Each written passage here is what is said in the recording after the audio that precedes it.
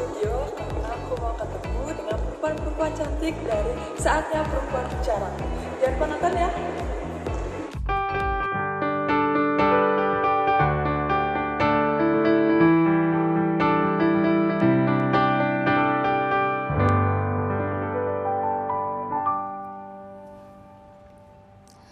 Kembali lagi di Saatnya Perempuan Bicara.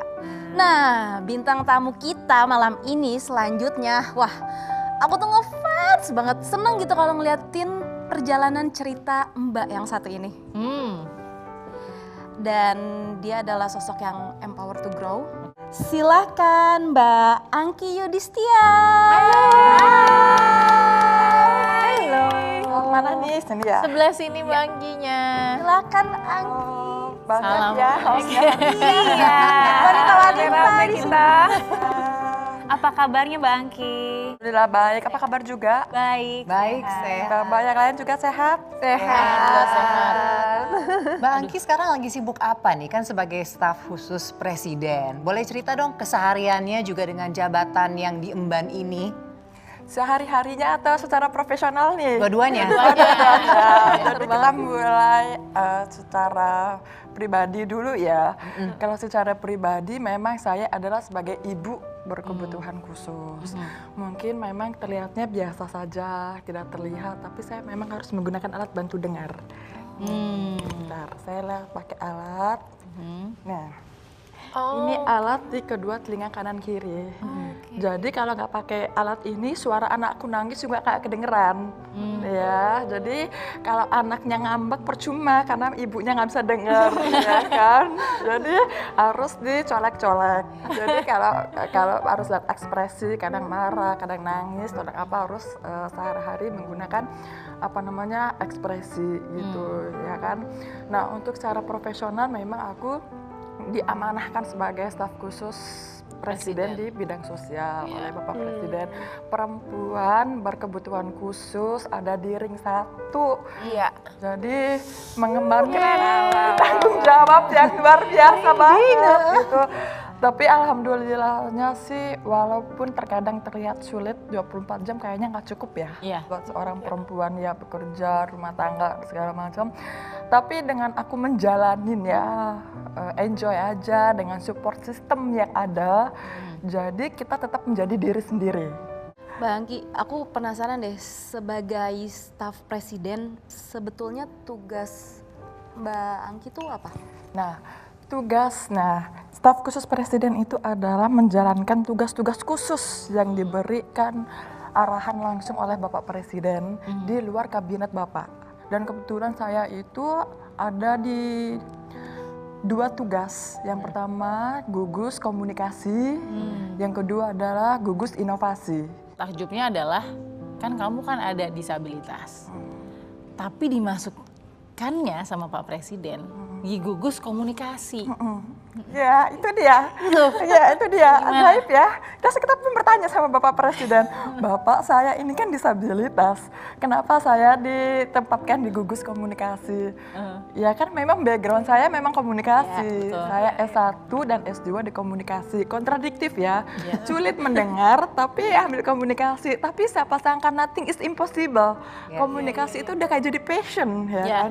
Nah Mbak Angki, dengan keterbatasan yang Mbak Angki miliki selama bertugas sebagai staf khusus presiden, pernah nggak sih ada kesalahpahaman atau salah koordinasi? Sering terjadi sampai detik ini juga. Dan sedih, apalagi di saat sekarang pakai masker Mbak. Iya kan? Aku tuh juga bingung gimana bisa berkomunikasi dengan orang, tapi nggak ada masalah yang tidak ada solusi. Jadi sekarang teknologi smartphone handphone kita itu ada aplikasinya. Bagaimana suara kita bisa jadi tulisan. Iya. Jadi aku tuh selalu sodorin handphone, tuh bukan karena mau terima telepon, enggak, supaya suaranya masuk ke sini, kedengeran nanti bisa kebaca. Bisa dibaca. Gitu. Jadi kalau miskom sering terjadi ya. Jadi ngomong gini dong, berarti kalau ada Pak Presiden gitu, Tapi kan kadang kalau Presiden. ketemu Bapak Presiden meeting kan memang telekomunikasi kan memang Nggak tidak boleh diperbolehkan dibawa. kan. Tapi gimana dong Pak, nanti kita jadi jadi miskom Pak. Oh iya boleh silakan. Jadi Pak maaf ya Pak di sebelah Bapak. Mbak Angki aja boleh. Wow. Handphonenya Angki kayaknya seru nih, Oh banyak iya. Banyak rahasia ya. rahasia negara. Boleh sekarang kita sedikit cerita mengenai Angki sebagai seorang individual, pengen tahu cerita kamu. Apakah Angki terlahir dengan kondisi tidak bisa mendengarkah, atau apakah itu adalah suatu proses yang didapatkan ketika masih kecil? If you don't mind, boleh cerita dengan para pemirsa. Jadi saya lahir itu masih kondisi sama seperti bayi-bayi lainnya. Hingga sampai umur 10 tahun itu mengalami disabilitas pendengaran karena antibiotik. Antibiotik. Karena sempat demam tinggi juga. Demam tinggi, antibiotik. Efek samping dari antibiotik itu. Jadi karena waktu itu 10 tahun sempat kena malaria. Malaria itu kan demam tinggi ya. Iya. Jadi orang tua saya itu memang bekerjanya pindah-pindah. Suatu ketika ada di Indonesia Timur, panas tinggi, malaria. Jadi ketika saat itu teknologi belum secanggih sekarang. Kalau mau dilihat perjalanan pada waktu itu susah. Siapa sih yang mau minta menjadi disabilitas yang sebelumnya tidak disabilitas menjadi disabilitas, apalagi disabilitas yang tidak terlihat, ya kan, tidak terlihat. Menurut orang kamu bisa, kamu baik-baik aja, tapi kan sebenarnya dalam diri itu tidak baik-baik saja.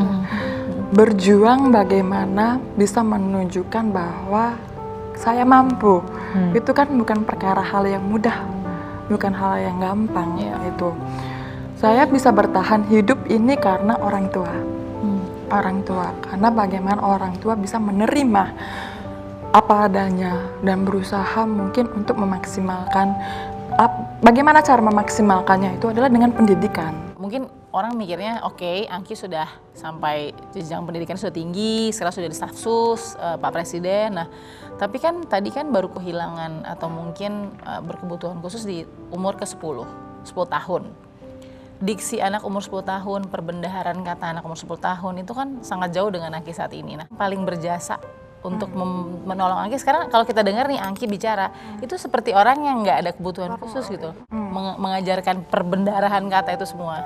Karena kalau bicara lancar ini, karena nggak dari lahir, Betul. memang sudah mendengar suara. Betul. Nah, berbeda dengan teman-teman yang lain.